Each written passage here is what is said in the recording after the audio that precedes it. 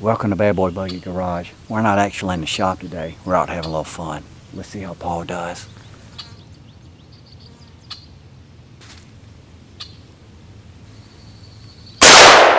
Got it. You sure did. All right. Paul, how'd you do? I always hit what I aim for, Ash. Yeah, he's a legend in his own mind. You better know it. I need to tell you.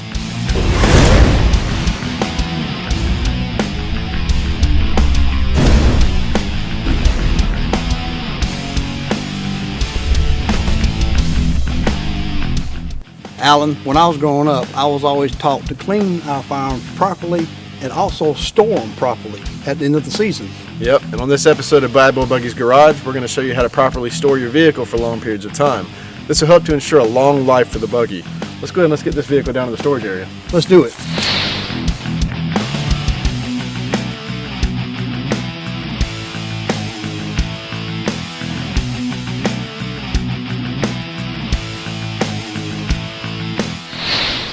First step in storing your buggy is to make sure that the maintenance schedule is up to date. You can find a maintenance schedule in your owner's manual.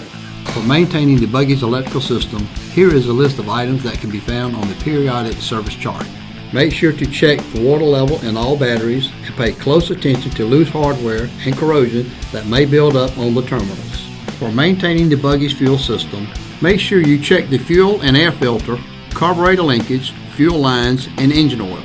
This is also a good opportunity to check out the safety components such as the hip restraint and the seat belts. Once you've gone over the maintenance schedule and you have your vehicle in the storage area, first we want to remove the key. We want to place the key in an area where we can find it later so that we don't have to hunt for it. We already have the seat removed, so we want to go ahead and remove the battery cover. And then we want to locate the run storage switch. We want to flip the switch into the storage position, and we want to check all of our electrical connections. We don't want any draw on the system during the charging sequence. Also, we want to make sure all accessories such as lights and radios are turned off. That's a really good point, Alan.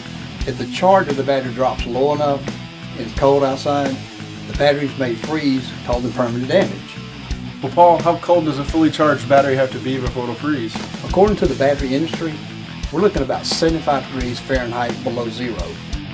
Now that we have our key out of the ignition and our switch flipped into the storage position, we want to make sure that we plug the charger up into the vehicle to avoid risking any low state of charge on the battery pack. Always make sure there's plenty of airflow around the buggy and the battery charger during the charging process. Gases will occur during this event. Make sure the buggy and the battery charger have plenty of airflow and in a safe environment. Also, once the batteries are fully charged, we want to unplug the buggy from the charger. At least once per month, we want to come back and check the water level inside of the batteries to make sure that they're filled properly. We then want to plug the buggy back up onto the charger and get a top-off charge. Now that we have the recoil stored away, we want to focus on the ambush. The ambush is unique because it's a parallel hybrid vehicle. It has both an electrical powertrain as well as a gas powertrain. We've already shown you how to store the electric powertrain. We want to focus now on the gas side.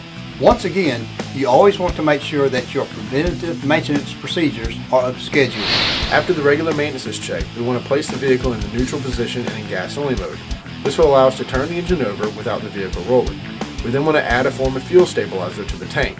There are many forms of fuel stabilizer that are readily available at any auto parts store. To add the stabilizer to the tank, we want to follow the manufacturer's recommendations on the back of the bottle.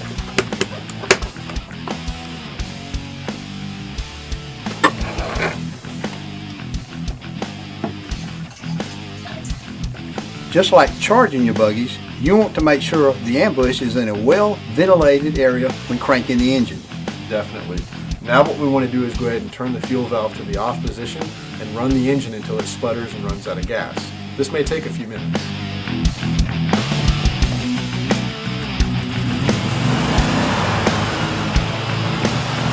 Now that we've removed the gas from the engine, we want to turn the key to the off position and remove it from the ignition switch.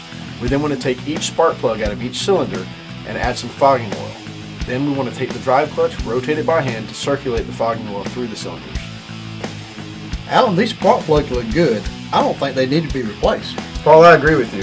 What we're going to do is we're going to go ahead and reinstall these back in the engine, and just like the recoil, we're going to plug the charger up.